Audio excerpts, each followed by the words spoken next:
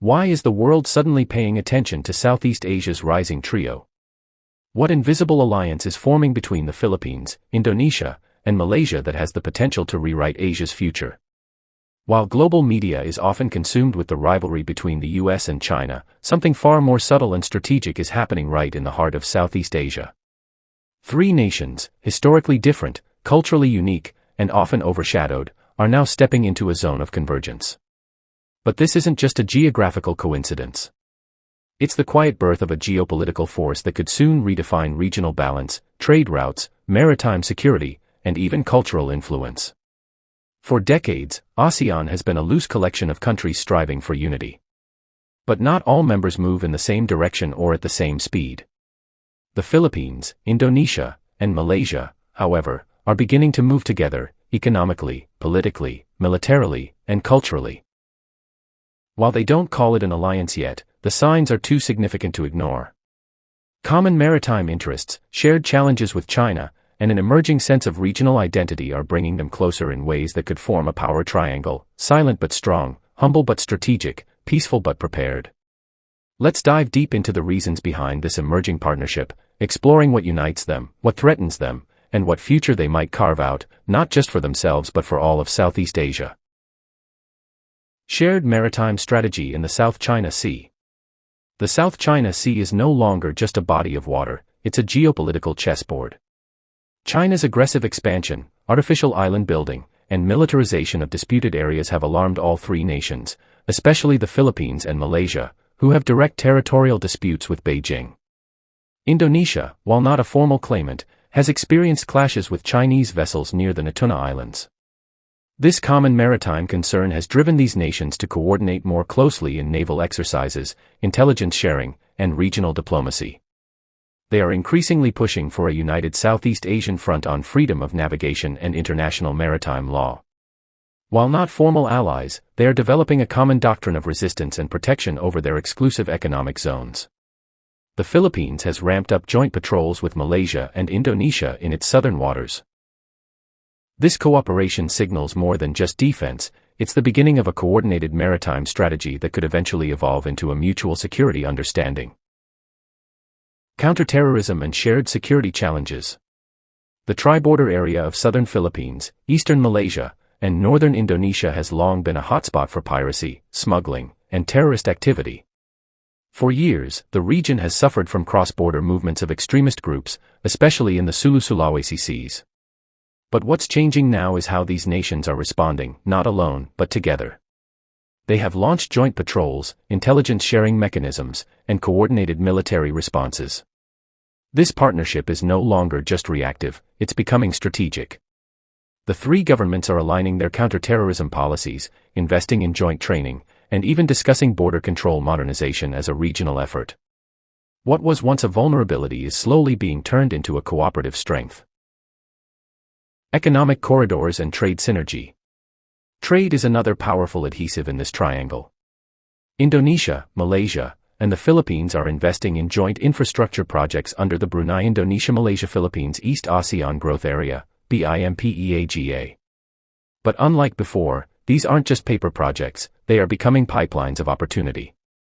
From joint ports and ferry systems to cross-border trade zones and economic corridors, the three countries are increasingly treating their economies as interconnected ecosystems. Malaysia provides manufacturing and logistics strength, Indonesia brings natural resources and a massive internal market, while the Philippines offers a growing tech-savvy workforce and increasing consumption. Together, they complement one another's weaknesses and enhance each other's strengths. This economic integration could rival the influence of larger economies like Vietnam and even start challenging China's Belt and Road dominance in Southeast Asia. Cultural and religious diplomacy. What binds these countries even deeper is not just politics and trade, but culture, religion, and shared heritage. All three are Muslim majority or have significant Muslim populations, and this has opened doors for cultural diplomacy, education exchange, and interfaith harmony projects. Leaders from these countries have begun emphasizing cultural unity as a tool for regional cohesion.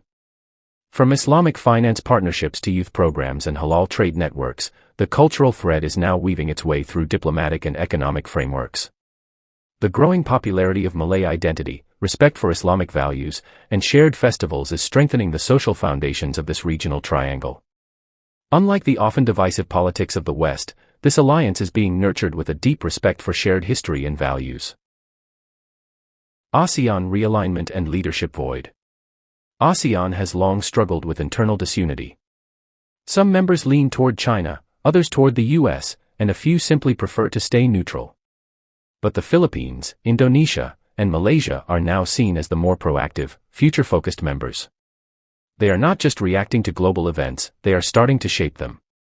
Indonesia's leadership in global diplomacy, the Philippines' new assertiveness in international law, and Malaysia's strategic balancing have formed a new axis of influence within ASEAN.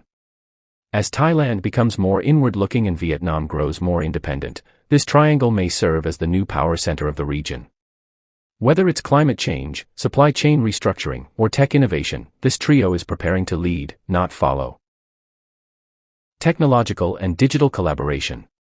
As the world enters a new era of digital power, these nations are not being left behind.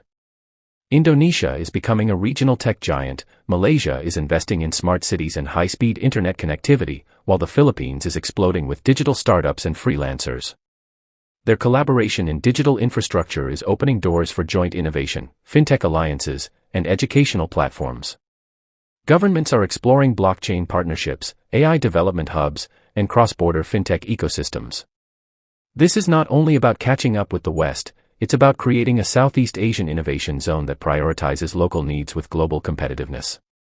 With a shared language base and cultural compatibility, tech collaboration is easier to implement than in many Western regions. Youth power and demographic alignment. The median age in these countries is young. That means their futures will be shaped by vibrant, connected, and ambitious youth populations. These youth are no longer thinking just nationally, they are thinking regionally. Social media has already blurred the borders. From TikTok influencers to regional music, film, and food trends, the youth of Malaysia, Indonesia, and the Philippines are becoming cultural siblings. This demographic alignment fuels collaboration on education, entertainment, and entrepreneurship. Governments are taking note and investing in cross-border scholarships, startup incubators, and digital literacy campaigns that target this shared generation. The youth are the fuel behind this triangle's engine, and their unity could ensure the alliance's longevity.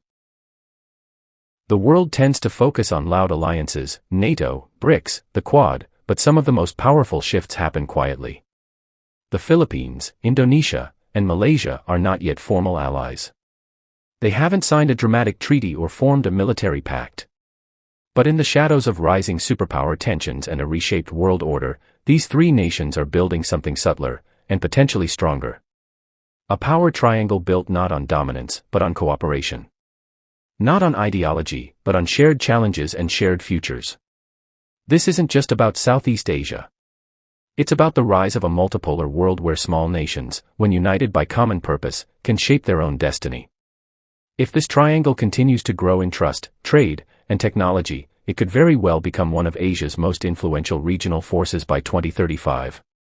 So, the next time the headlines scream about China and the US, remember to look south, deep into the maritime heart of Asia. Because that's where the quiet revolution is happening. And it's only just begun.